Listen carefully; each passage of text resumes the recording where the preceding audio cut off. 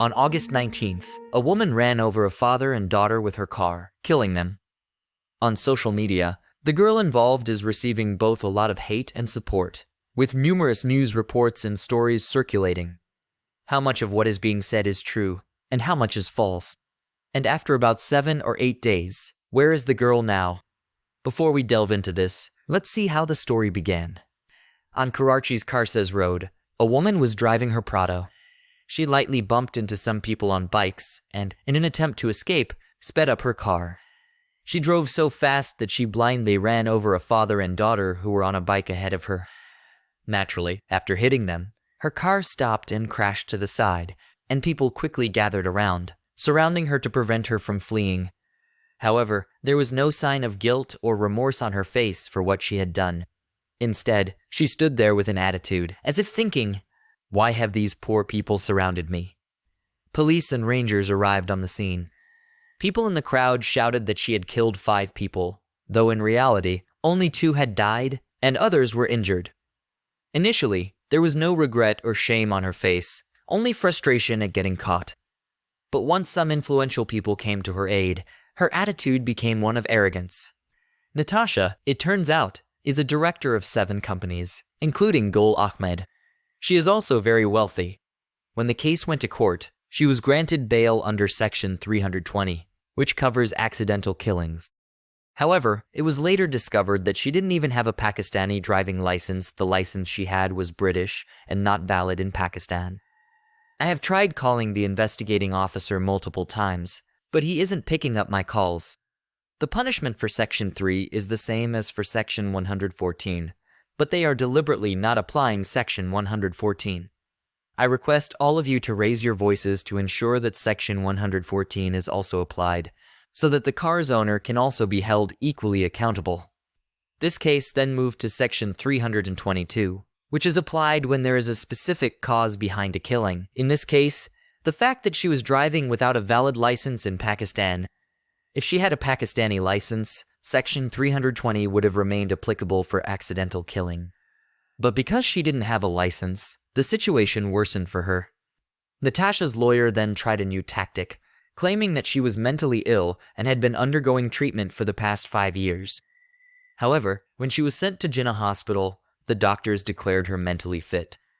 The head of the psychiatric department at Jinnah Hospital, Dr. Choni Lal, discharged Natasha, stating that her mental condition was perfectly fine. It's fortunate that Dr. Choni Lal is Hindu. If he were a Pakistani Muslim, he might have been bribed. Because we Pakistanis are Muslim by birth, not by choice. But that's a topic for another time. When the insanity plea failed, you might have noticed that several videos were circulating on social media, claiming that Natasha had been released. There were even some memes, and a picture went viral, which Hamid Mir tweeted, questioning what the victory sign meant and who had lost. However, Wajahat Kazmi replied to the tweet, pointing out that the image was a fake AI-generated picture, not a real one. Some Pakistani celebrities also spoke out about this, expressing sympathy for her condition and saying that she had taken the car without informing anyone, leading to the accident. We already know that in Pakistan, the law can be manipulated, and in some way, she will likely escape punishment. Some even wrote poems saying that she will get away with it, with lines like, "You, the crazy girl driving a Prado, nothing will happen to you, and nothing will happen to your Prado. Why do people even walk on the streets? Why do these bugs and insects come out?" Others posted stories calling for a boycott of Gul Ahmed, while some said that we, the people, are the real fools for expecting justice in Pakistan. Do you remember that boy who also committed 2 accidental killings? He was sentenced to 24 years in prison. What do you think? Can an elite class individual ever be punished in Pakistan? My heart still burns with rebellion against the unjust customs of oppression.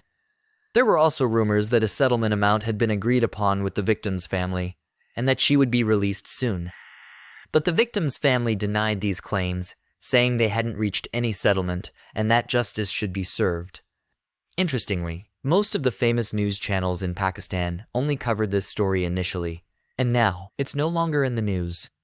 Another accusation against the girl is that she was under the influence of drugs, and there's a call to apply drug-related charges as well. Today, a special investigation team was formed to look into the matter. The medical report of the suspect is still pending, and it might take another 2 days to be finalized. The woman had left her home in KDA Scheme 1 to visit her in-laws when the incident occurred. Section 322 has been applied, which could result in a sentence of 10 to 18 years in prison, along with paying blood money. The investigation team has stated that the car is registered in the name of a private company, and the car owner will be detained for questioning.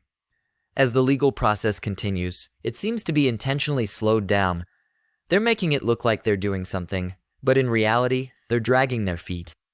As you know, in cases involving the rich versus the poor, the rich usually offer blood money or a settlement to the victim's family to drop the case. If the poor family refuses, they face pressure from influential people in their neighborhood or city. And if they still don't give in, the rich might try to bribe the family's lawyer. If, by chance, the lawyer is honest, then the poor family is threatened, warned that more harm could come to them or their children. Relatives and neighbors of the victim's family often advise them to just settle and move on, reminding them that this is Pakistan, where justice is not served, and that the rich can cause more harm if angered. The things I'm telling you aren't just from social media or emotional reactions to movies. I've personally spent a year and a half dealing with the courts. I've had my own encounters with the elite class twice. In fact, I was kidnapped by thugs, then by police officers, and even though I filed a case against them, I was the one who ended up in jail for 7 days. This is Pakistan. What I'm sharing with you is the basic story of the rich versus the poor. But the rich do many more things to avoid punishment. Your imagination is the limit. Nobody stands by you. Even your own people tell you to let it go. They're not wrong either because the system in Pakistan is designed this way.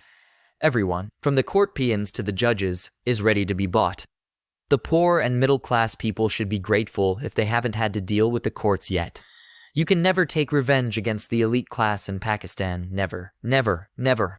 After whatever happens, this woman will not be punished in Pakistan. Never, never, never. The elite class has many tricks up their sleeves, many tricks. I'm telling you again, I'm not saying this because of movies.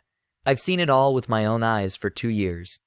In Pakistan, in a case between the rich and the poor, the rich always win. That's it. Do people really think that simply by saying, "We have come to faith," they will be left alone? Do those who commit evil deeds think they will escape our grasp?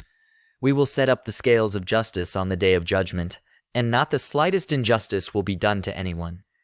Even if there is an act as small as a mustard seed, we will bring it forth, and we are sufficient to take account.